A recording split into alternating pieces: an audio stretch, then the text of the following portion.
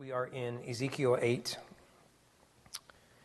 So Ezekiel 8, and as I've told you before, for a good chunk of the book, Ezekiel is talking about judgment. And this is certainly no different. In fact, what we have here is we're in the section that lasts from like chapter 3 to chapter 24, which is the section on judgment. But within that section are subsections, and this is the start of one. Chapters 8 to 11, I believe it is a little subsection about idolatry in Jerusalem. And this kicks it off here. So let's start in the first 6 verses of Ezekiel 8. In the 6th year, in the 6th month, on the 5th day of the month, as I sat down in my house, with the elders of Judah sitting before me, the hand of the Lord God fell upon me there. Then I looked, and behold, a form that had the appearance of a man. Below what appeared to be his waist was fire, and above his waist was something like the appearance of brightness, like gleaming metal. He put out the form of a hand and took me by a lock of my head, and the Spirit lifted me up between the earth and heaven and brought me in visions of God to Jerusalem, to the entrance of the gateway of the inner court that faces north. There was the seat of the image of jealousy, which provokes to jealousy. Behold, the glory of God of Israel was there, like the vision that I saw in the valley. Then he said to me, Son of man, lift up your eyes now toward the north. So I lifted up my eyes toward the north. Behold, north of the altar gate in the entrance was this image of jealousy. He said to me, Son of man, do you see what they are doing, the great abominations that the house of Israel committing here, to drive me far from my sanctuary? But you will see still greater abominations. What we have here in Ezekiel 8 is basically a series of abominations that Ezekiel sees in this vision. And this is the first one there. Start there in verse 1. We get the date, the 6th year, the 6th month, on the 5th day of the month. We know what date this is. This is September 17th or 18th of the year 592 BC. So if we were to get in a time machine and go back to that day, we will sit there among the elders of Israel in Babylon, and Ezekiel will go into have this experience. It is worth noting that the elders of Judah are sitting before me. Now, there are elders, as we'll see later, in Jerusalem, but there's elders in Judah. This is the basic governing body of Israel. They've done this since Exodus 18, story of Moses in the wilderness. Remember, Moses was overwhelmed by the workload, and Jethro says you need elders to kind of delegate. So this is sort of a ruling group of men. So it's interesting that even though they've been sent into captivity, they've maintained their cultural identity and rulership. So Ezekiel, the prophet, is presenting himself before them when all of this happens. And he meets a weird man, a form that had the appearance of a man. Below what appeared to be his waist was fire. Above his waist was something like the appearance of brightness, like gleaming metal. We've met this guy before. It's not as crazy as the cherubim, the 4 living creatures.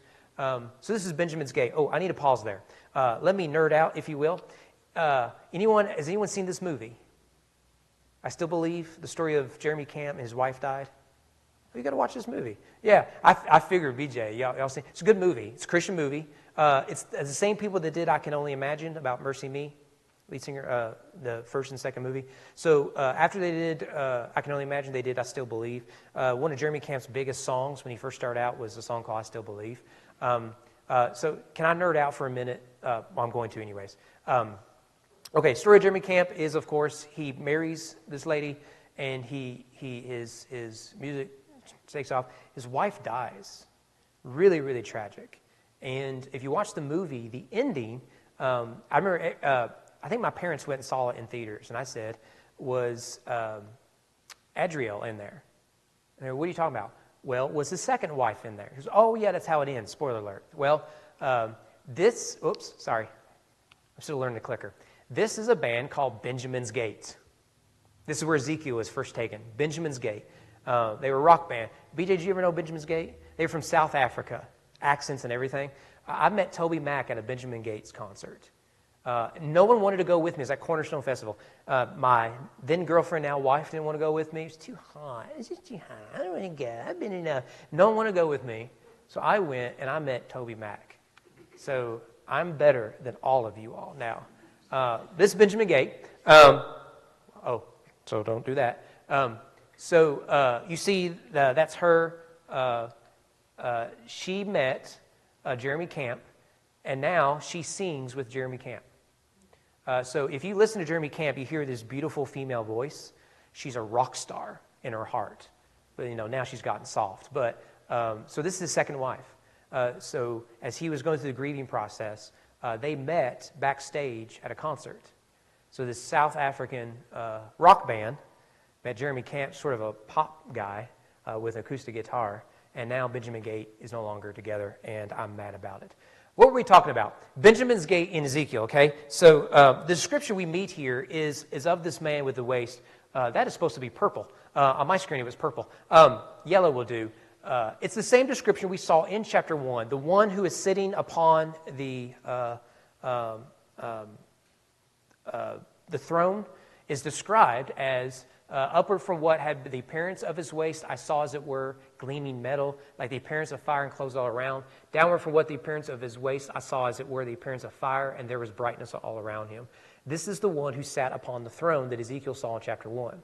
So what does this being in the appearance of a man with fire and light and all that, what does he do? I love this. He grabs Ezekiel by the hair. He just takes him all the way to Jerusalem. Now, this is probably some sort of vision or whatnot, but I find that absolutely hilarious.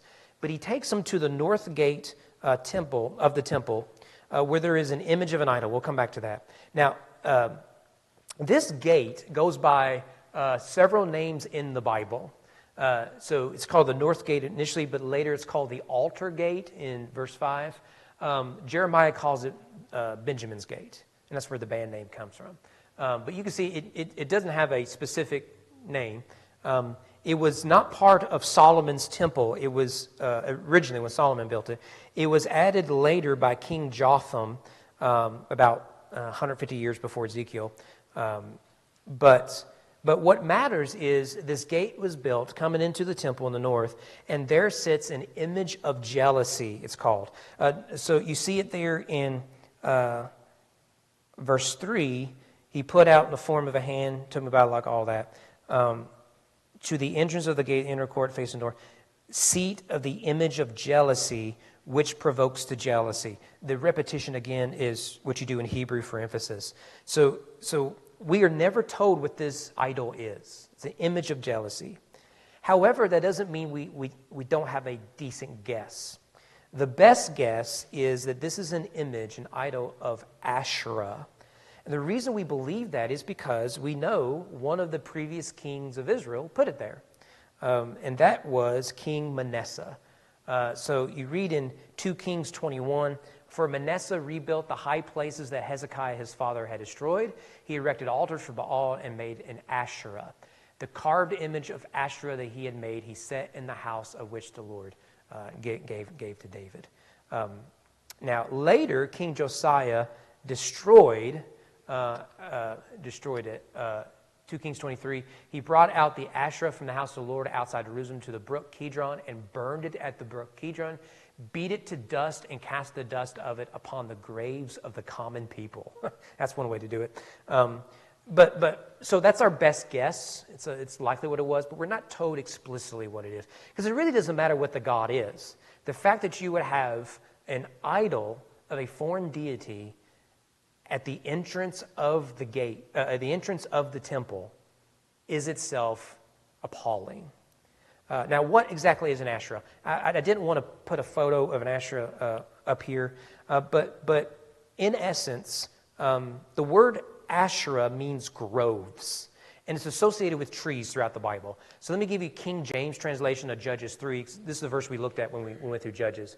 The children of Israel did evil in the sight of the Lord and forgot the Lord their God and served Balaam or Baal and the groves. So the King James actually translates it, whereas we transliterate it as Asherah, the Baal and Asherah. Baal means the Lord, so they serve the lords and the groves, the trees. And so what you get then is when Asherah is often mentioned, it is a separate deity, but it's a deity tied to trees. So, for example, it was made of wood, according to Judges 6. It was manufactured according to 1 Kings 14. You could plant an Asherah tree according to Deuteronomy 16. You can erect an Asherah tree according to 1 Kings 14. Now, remember, in Hebrew, a tree is anything from a twig, a branch, or to a living tree.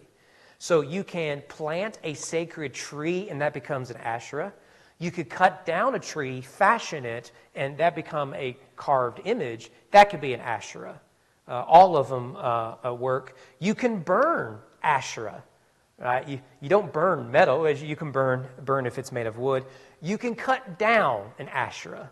Right? So all this is to show that the Asherah idol is tied to a sacred tree idea that you would then turn into a deity. So Asherah is a fertility goddess and is often portrayed as a consort of El, or later Baal. And so she's the progenitor of several gods, including Baal. And throughout ancient Near Eastern world and the Bible itself, she's almost always associated with Baal. So a lot of the quotes we've seen, it'll say Baal and Ashtoreth. She is closely associated with her. But what matters is this language of jealousy. I've told you this before, that Oprah abandoned Christianity because she didn't like the idea that God was jealous. And yet I'm willing to bet that if she were married and her husband was flirting with other girls, she'd be a little jealous, and we would all applaud her for that. Jealousy is rooted in love. Now, jealousy can be distorted into something that's bad, but the idea of jealousy, rightly applied, is a good thing, to be jealous for something in someone you love. And God is jealous. So here's an image of jealousy. It provokes God to jealousy. Despite the presence of that, God brings Ezekiel to say, this is what is happening in Jerusalem. At the place where I am to dwell, they are bringing in foreign gods. You remember that in the Bible, idolatry is associated with adultery. So God is saying, this is my house, and my people, my bride, are bringing in other lovers. So the minute you walk into the temple, there is one of these other lovers, these idols. And it's appalling in my sight. In fact, we see in verse 6, he says that these are so great, they are pushing me away. They clearly do not want to preserve our relationship, our marriage, if you will. The people of God are wanting to push me away. And then he says, but you will see even greater abominations. So it's bad enough, you're going to go to the temple, and instead of seeing Yahweh, you see foreign idols. That's bad. This is the problem with liberal theology, is it's ruined our churches. My wife and I were in a city a year or so ago, here in Kentucky, and she was doing an art thing and photography and all that. And there was a church downtown that she really liked. She was, I would like to come here and maybe go in and see it. It looks really pretty. Like, I bet they're pagan. I bet they've just abandoned the gospel. Oh, but it's really pretty. Like, no. I'm pretty good at this stuff. I guarantee you, I'll pull up their website, and on the front page will be all the pagan stuff. Sure enough, it had everything but a Bible verse on the front. And it's an abomination, isn't it? You go to church thinking, I'm going to meet the living God, and all you see are dead idols. It's appalling, and we should be jealous. We should be angry about that. Well, so we're going to go from Benjamin's Gate, the rock band, to the court entrance, verse 7 to 13. So verse 7. He brought me to the entrance of the court. When I looked, behold, there was a hole in the wall. He said to me, Son of man, dig in the wall. So I dug in the wall, and behold, there was an entrance. And he said to me, Go in, see the vile abominations that they are committing here. So I went in and saw, and there engraved on the wall all around was every form of creeping things and loathsome beasts and all the idols of the house of Israel. And before them stood 70 men of the elders of the house of Israel, with Jaazaniah the son of Shaphan standing among them. Each had a censer in his hand, and the smoke of the cloud of incense went up. Then he said to me, Son of man, have you seen what the elders of the house of Israel are doing in the dark, each in his room of pictures? For they say, The Lord does not see us. The Lord has forsaken the land. He said also to me, You will see greater abominations that they commit. So it's bad enough to see the idol on the outside. Now he sees idols on the inside. Even more, he sees the leadership of Israel, the elders of Jerusalem, engaging in false worship secretly. So he's digging a hole. Ezekiel is just a weirdo.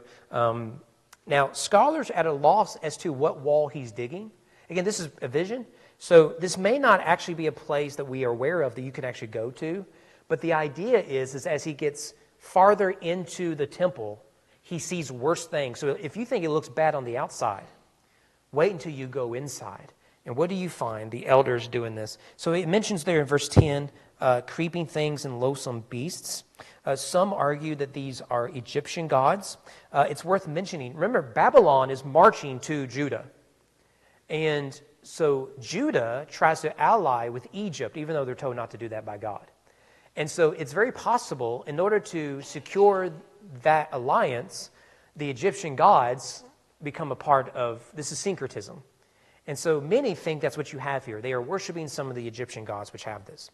Interestingly, Moses told them not to do this. Deuteronomy 4, that's interesting. It was purple on my screen. Beware lest you act corruptly by making a carved image for yourself in the form of any figure, the likeness of male or female, the likeness of any animal that is on the earth, the likeness of any winged bird that flies in the air, the likeness of anything that creeps on the ground, the likeness of any fish that is in the water under the earth. Beware lest you raise your eyes to heaven. When you see the sun and the moon and the stars, all the hosts of heaven, you will be drawn away and bow down to them and serve them. Things that the Lord your God has allotted to all the peoples on the whole heaven. We'll come back to this, the sun, the moon, and the stars, the host of heaven. We'll come back to that. But you see here, he says, don't worship creeping things, the fish and the birds. Don't do that. And then what do you get generations later? Ezekiel gets this vision. The elders of Jerusalem are doing precisely that.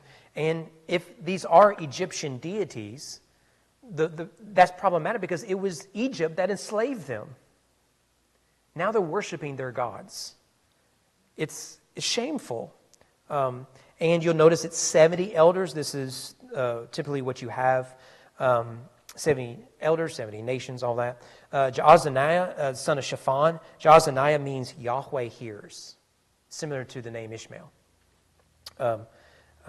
Ishmael is God hears. So it's interesting, isn't it? The guy named God hears is worshiping in secret, hoping God won't see.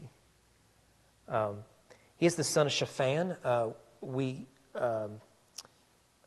think we know who this is. This is very likely the son of Josiah's godly secretary of state. Remember, King Josiah is the guy who cleans house. He restores proper worship. And he has a secretary of state named, whose son was named Shaphan. So the generation after Josiah, the son of that secretary of state is engaged in this stuff.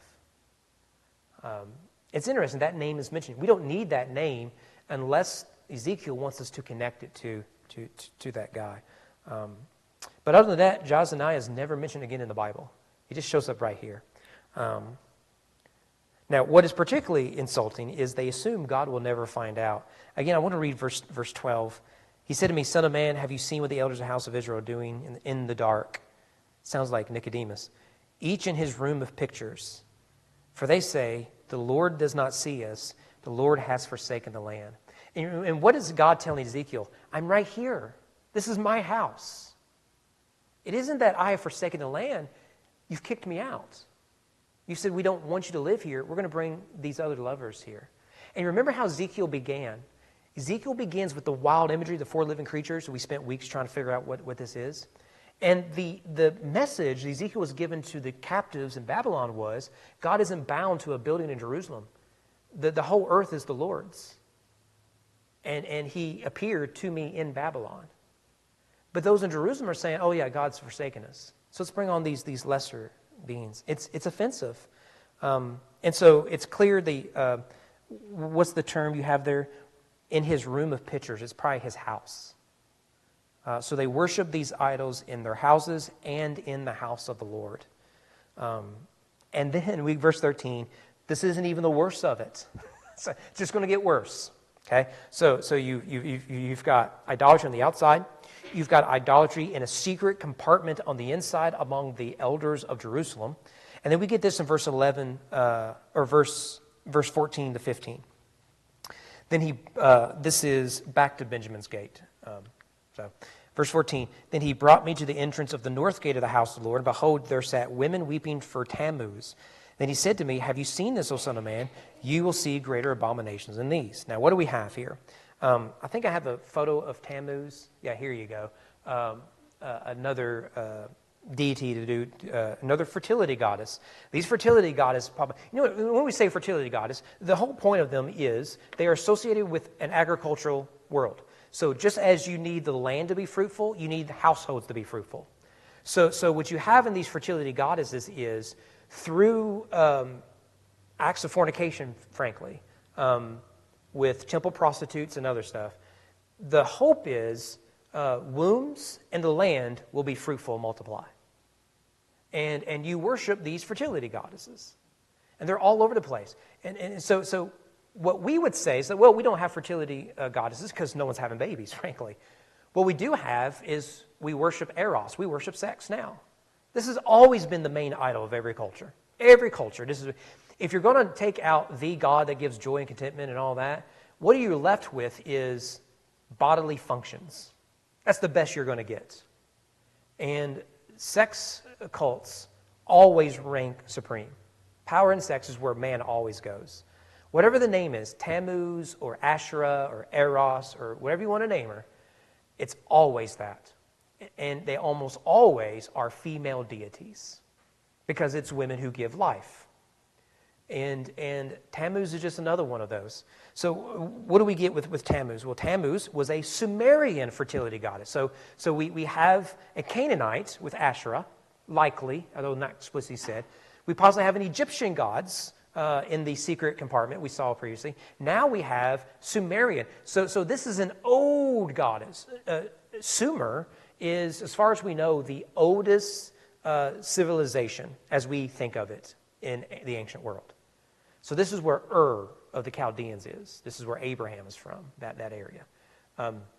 So you can see the syncretism. They're taking the gods of the nations into the house of the Lord. So they are weeping here because the practice was, as I understand it, that, remember, this is September, and what happens is Tammuz was believed to die during the fall, only to be resurrected in the spring. Now that makes sense, doesn't it? I think I made a comment about this on Easter. Easter is great, not just Jesus, but weather-wise, climate-wise, we go from a period of death, winter, to a period of life, spring. Well, we can pick up on that, and we're modernists. We don't see the world as enchanted. The ancients, their lives were built around this. So when the harvest came and everything started to die, you mourned because the earth itself is dying and the gods are dying. And so in your grieving, the hope is, come spring, the God will rise from the dead again. The Egyptians did this with the sun god. So the sun is going to set towards Canaan. And so every night the sun god dies, only to be resurrected in the morning. Now remember that. Where do the Egyptians, or where do the Israelites go? They go towards the place of death, where the sun dies. They're going to Canaan, which is interesting. But anyways, so what you have now are, you have the elders, men, in the secret compartment, worshiping Egyptian gods. Now you have the women out here crying over that Tammuz is going to give them harvest, not Yahweh. Let me add one other detail here. Coming out of the Babylonian captivity, we have the Jewish calendar. One of the months, I think it's the month of June or something like that, I could be wrong. One of the months is Tammuz. So the evidence that this was done is in the Jewish calendar coming out of Babylon. We do the same thing. Thursday is Thor's day. Monday is the moon god. It's all from the Norse calendar. Sunday is an S-O-N. It's not Jesus. It's the sun god. All of them are coming from Norse deities. So blame the Anglo-Saxons for that. Okay, and then we get to back to the main entrance in verses 16 to 18. And he brought me into the inner court of the house of the Lord. Behold, at the entrance of the temple of the Lord, between the porch and the altar, there were 25 men with their backs to the temple of the Lord, their face towards the east, worshiping the sun toward the east. Notice the repetition.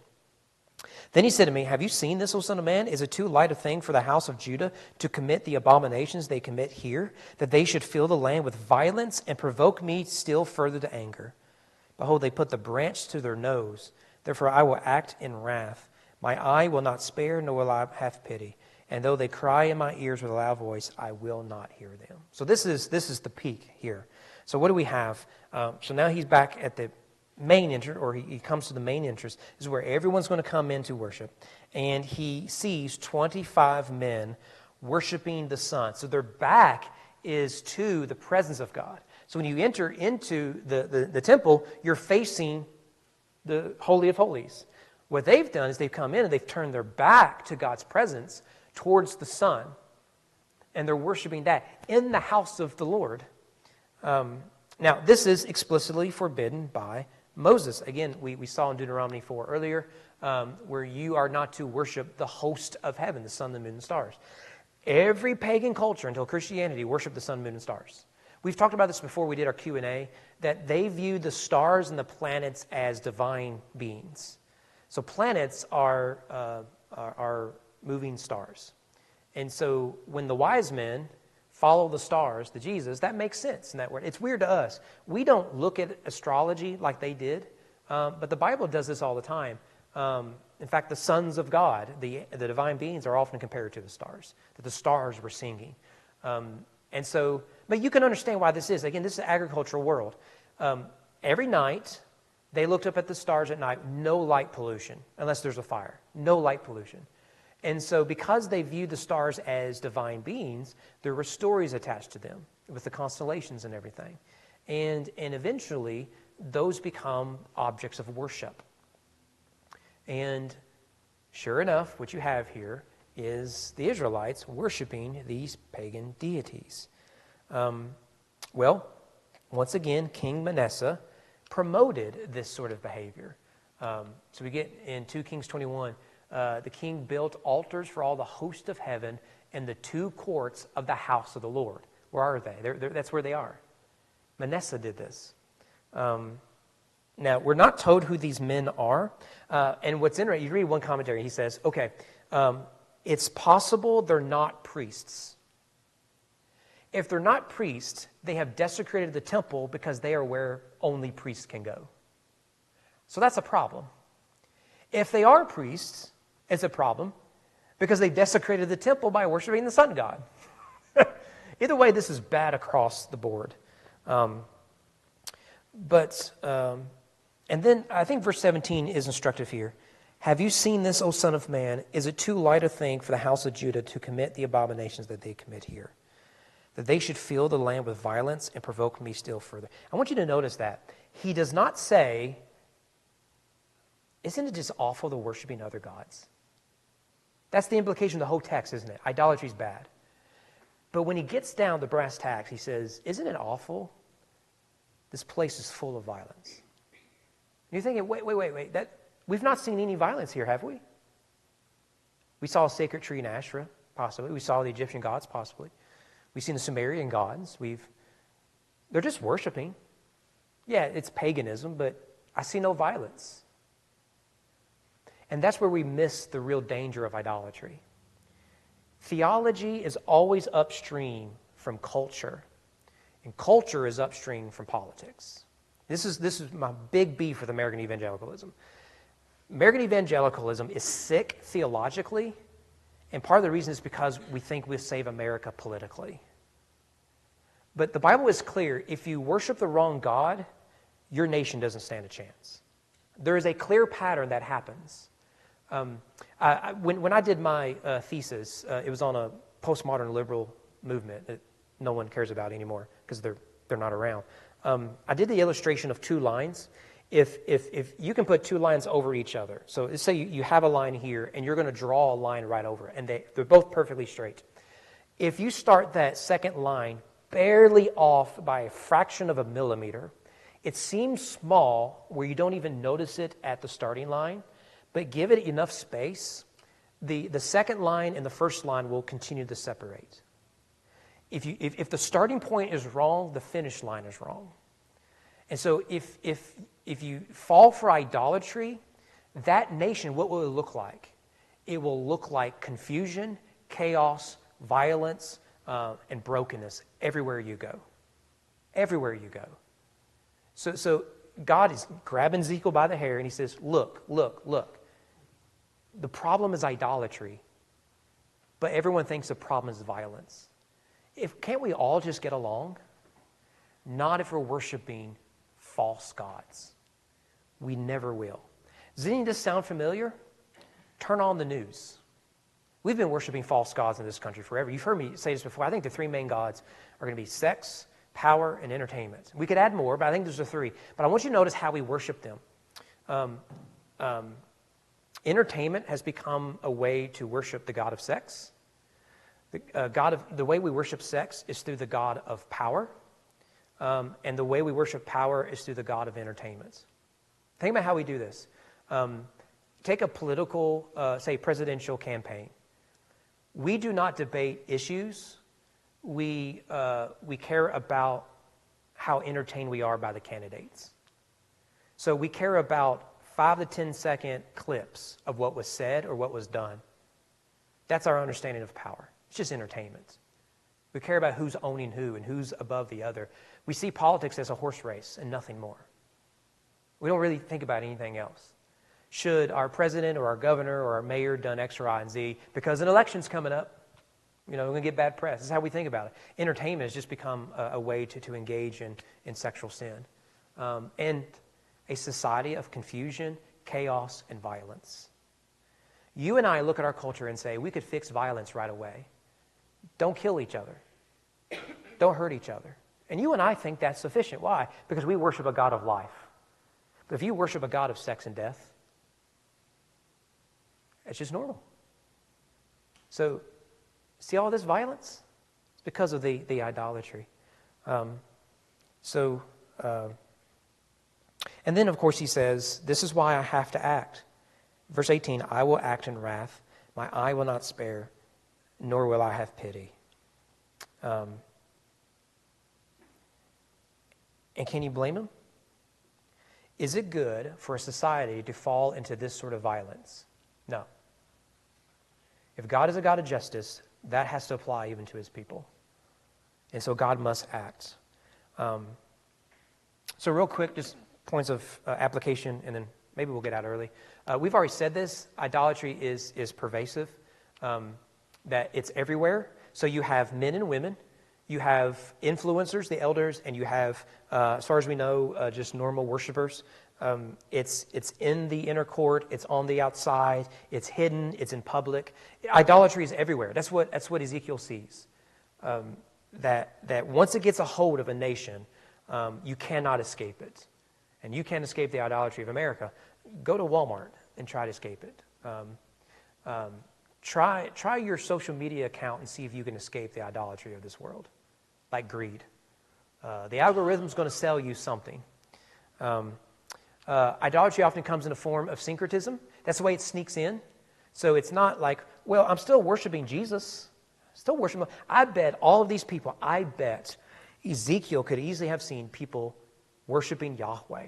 In fact, we know some of these gods were merged with Yahweh. So when the Greeks came, Alexander the Great and all of them, one of the temptations was for the Greeks, when they heard Yahweh, they assumed it was Zeus. There's a lot of parallels. And so a lot of the Jews, in order to be part of Greek culture, just interchanged the names Yahweh and Zeus. Well, it's just a word. I'm still going to temple. I'm still reading my Bible. But then you can see how that sneaks in, and eventually syncretism comes to a place where you can't see the difference. You just can't. I'm still shocked that the Pope went and gave approval to a Muslim mosque this past week, barefoot and all. And apparently the Pope is unaware of the fact that the Muslims have more Christian blood in their hands than we can count. It's amazing, isn't it? It doesn't take much. Hey, look, we just all need to get along. So I like some of what you do. You like some of what we do. Hey, it's okay. Syncretism is a real temptation. That's often how it sneaks in. And the last thing I have here, very simple, is idolatry is often kept in private. That description of where they are hiding in these secret chambers, the elders, they say, well, God's not going to know what I'm doing. Most of our sins are private sins. And when they're made public, they reveal the idols of our hearts. And that's the way sin works. We rarely sin publicly. That's why the internet fed anonymous behavior. We love to sin anonymously. But idolatry isn't just something you do on a Sunday or whatever. It really begins right here in the heart. Okay. So Ezekiel gets quite the tour de force, doesn't he? What has become the people of God? It's a sad sight to see. And by chapter 10, God's glory is going to leave the temple. And I don't think it's so much that God leaves, but that God is pushed out. Again, it's like a marriage. I don't want you here anymore. I have found other lovers. And so they signed that divorce, if you will. Anyways, okay. So anything else we miss? Anything worth mentioning? All right. We've talked about idolatry in the past, so I don't want to spend a lot of time on it, specifically how it works. But idolatry is the most fundamental issue of the Bible. And it is a constant temptation we have. The first 2 commandments we have, no other gods, no graven images. And there's good reason. If we get proper worship, the rest of the 10 commandments are ours. Okay, I've done enough talking today. So